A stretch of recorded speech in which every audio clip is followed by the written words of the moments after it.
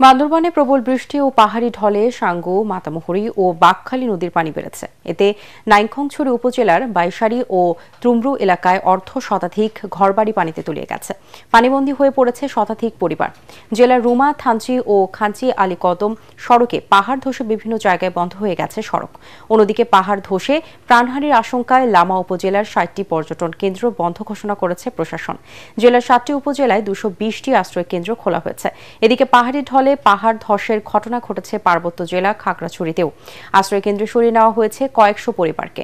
অন্যদিকে টানা বৃষ্টি ও ভারত থেকে আসা পাহাড়ি ঢলে ব্রাহ্মণবাড়িয়ার আখৌরার ২০টি গ্রাম প্লাবিত হয়েছে। পানি ঢুকেছে স্থলবন্দর এলাকায়। তলিয়ে গেছে বসতবাড়ি, সবজি ক্ষেত, রাস্তাঘাট। স্থানীয় পানি উন্নয়ন বোর্ড জানিয়েছে, হাওড়া নদীর পানি স্বাভাবিকের তুলনায় ৪২ সেন্টিমিটার বেড়ে যাওয়ায় এই অবস্থার সৃষ্টি হয়েছে। এছাড়া ঢল আসা অব্যাহত থাকায় সিলেটের উজানে পানি বাড়ছে। কানাইঘাটে সুরমা নদীর পানি বিপদসীমার ৮৪ সেন্টিমিটার উপর দিয়ে প্রবাহিত হচ্ছে। একই সঙ্গে সীমান্তবর্তী জকিগঞ্জের অমলশিদে কুশিয়ারা নদীর পানি বিপদসীমার ১.৮৪ মিটার ও বিয়ানীবাজারে শাওলার পানি ৪৬ সেন্টিমিটার উপর দিয়ে প্রবাহিত হচ্ছে। এদিকে ভোররাত থেকে জকিগঞ্জের কুশিয়ারায় লোকালয়ে পানি ঢুকে ১২টি গ্রাম প্লাবিত হয়েছে।